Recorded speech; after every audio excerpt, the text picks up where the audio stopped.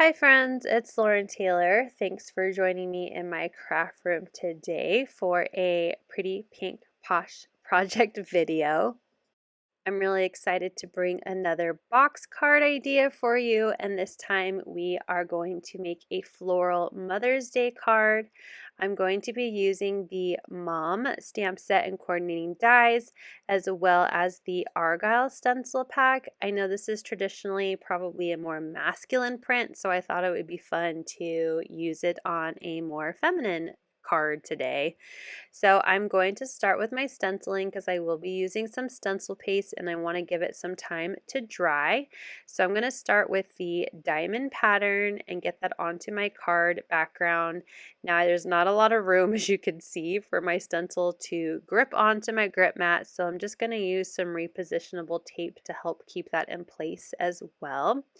I'm going to be coloring in the diamonds with Squeezed Lemonade Distress Oxide, so I'll just use a blending brush to completely cover my background with this beautiful bright yellow cardstock. I did choose some yellows and pink cardstocks for the Scallop box card dies and my sentiment strip dies today, so I'm going to be bringing in those colors when stenciling.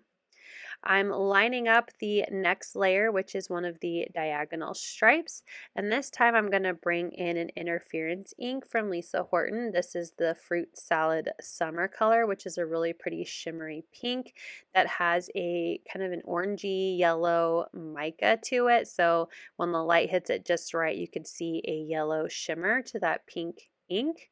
And then for the final stencil, the diagonal lines going the other way, I'm going to bring in some stencil paste. This is Rosy Cheeks Lunar Paste from Simon Hurley and Ranger, and I'm just going to use a palette knife to get that lunar paste onto the stencil and then use a large scraping tool to bring that paste down the stencil and try to get all of those lines filled in for a nice smooth coverage. I'm going to wipe any of that excess stencil paste back into my jar and let's take a look at how it looks. I love this white, pink, and yellow look to this Argyle pattern background. I'll go ahead and set that aside to dry while I clean up my mess. I'm going to move on to stamping. I have some watercolor cardstock. It's just a little thicker as it's going to be kind of floating these letters on my box card. So I wanted to use a thicker cardstock, and I'm going to stamp my large Mom sentiment. So I'm going to do embossing. So I'm going to get some embossing powder and lay that onto my watercolor cardstock. And then I'll use an embossing ink and completely cover my Mom sentiment, stamp that down and use a pressure tool to make sure I get nice even coverage. And then I will grab my white embossing powder. This is a super fine embossing powder to make sure I get all of those pretty floral details from that Mom stamp set. And I'll use my heat gun to melt that embossing powder down. Now I know it's really hard to see because I have a white embossing powder on a pretty much white cardstock, but I'm going to do some emboss resist, and I'm going to bring in those same colors that I use for my stenciled background.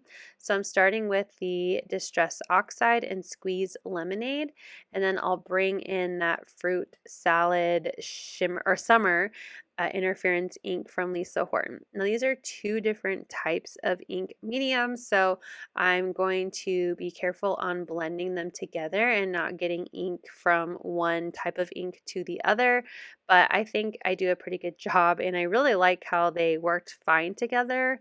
There were no issues. My just main concern was doing my best to not get the different types of inks onto the ink pad. So using smaller blending brushes are probably most helpful for this, or use a dome foam blender that you could probably toss if needed after, or clean it if you are able to clean them, just to make sure the integrity of your inks stay as intended.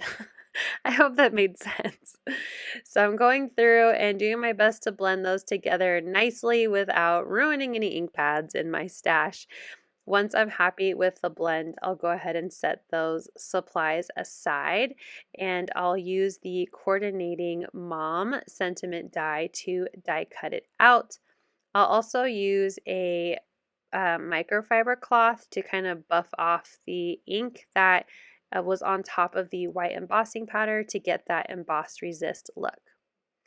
I did a bunch of stamping of the different floral images from the mom stamp set. I accidentally double stamped a little, as you can see, so I restamped a couple of my images, and I'm just using Olo markers to color them in. I did very, very simple coloring.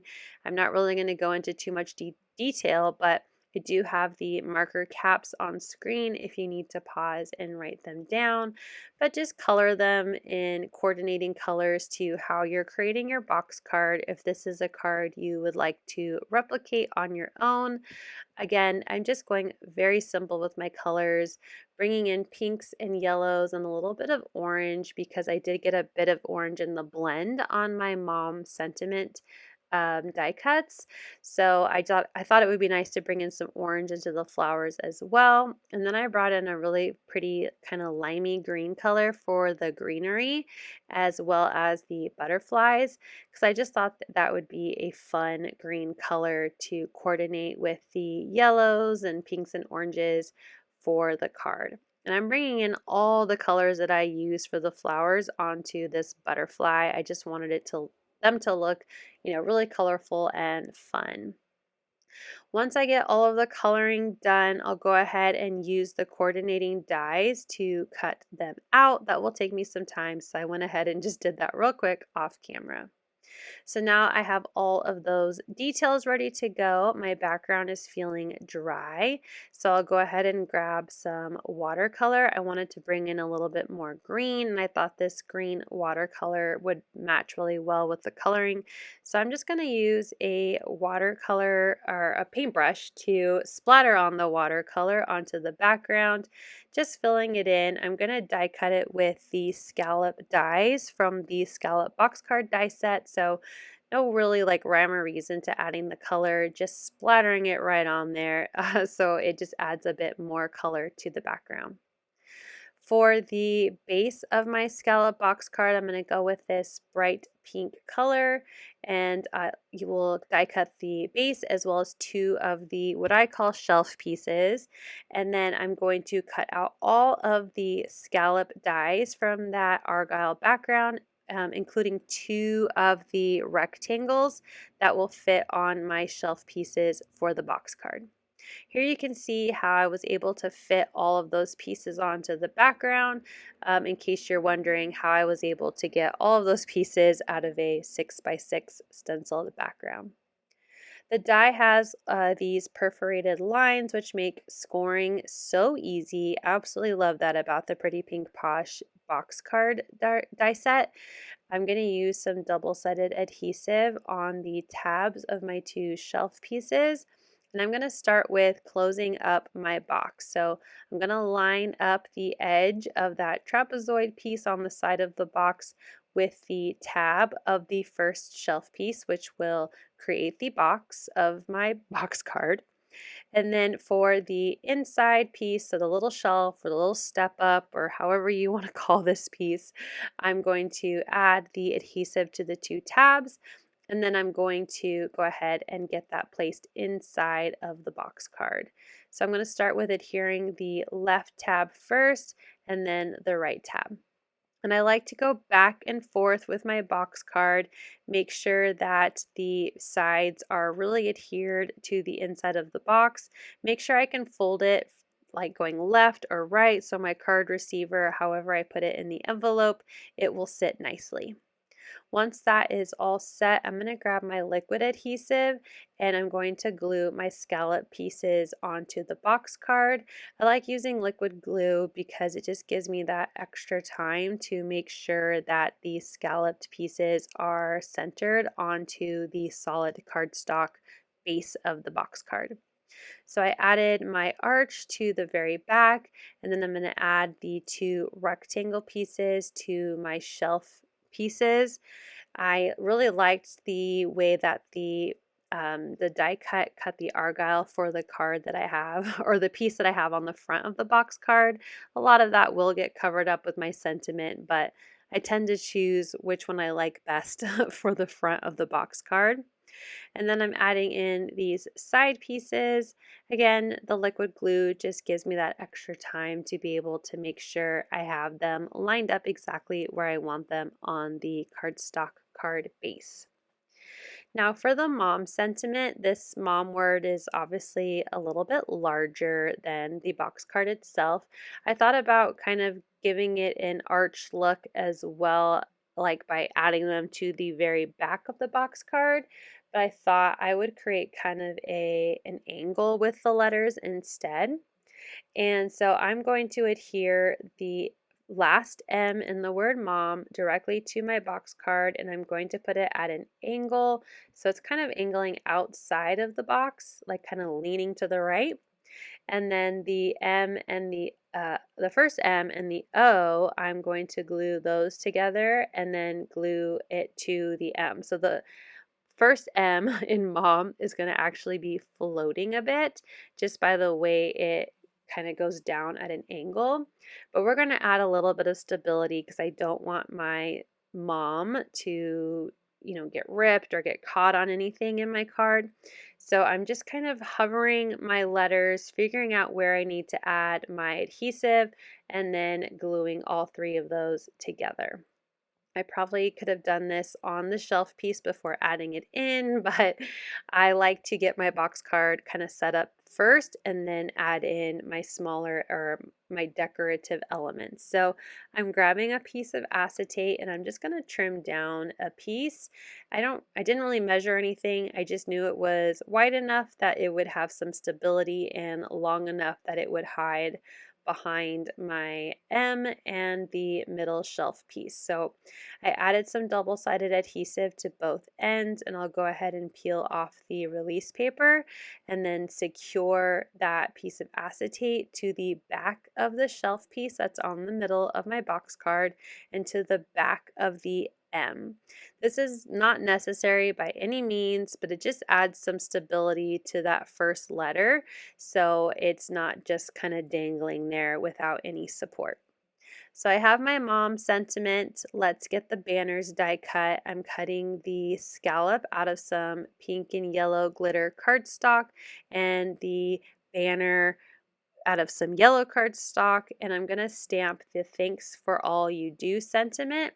And I decided to go with black. I was going to do a pink colored ink, but I thought since my images were stamped in black ink, I would also stamp my sentiment just so there's a little bit of some cohesiveness to the stamping on this box card. I'm going to use my double-sided adhesive to adhere the yellow banner to the glitter cardstock banner, and I totally smeared the T on my thanks since I used VersaFine Clear. It does take a little bit of time to dry, but I just brought out my trusty sand eraser and just picked up that ink.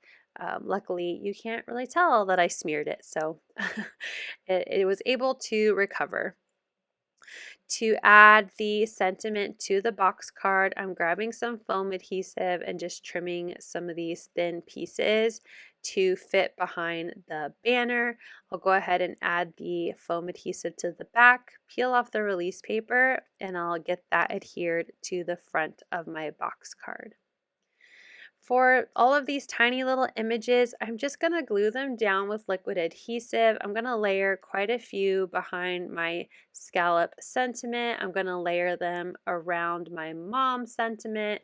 I really love how the butterflies are just going to be kind of flying by adding them to the O of mom. And then I had quite a few flowers, so I added a few to each side of the box card. I didn't adhere anything to the back kind of arch piece.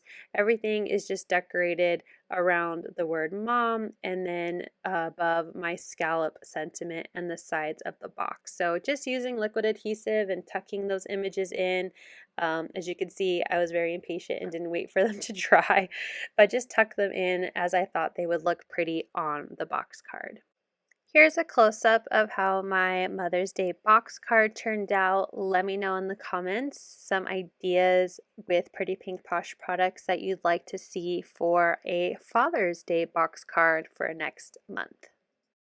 Thank you so much for watching. I hope you'll click like, and if you're new here, I hope you'll subscribe and come back. As always, you can find everything I use down below in the description box. Thank you and have a wonderful day. Bye!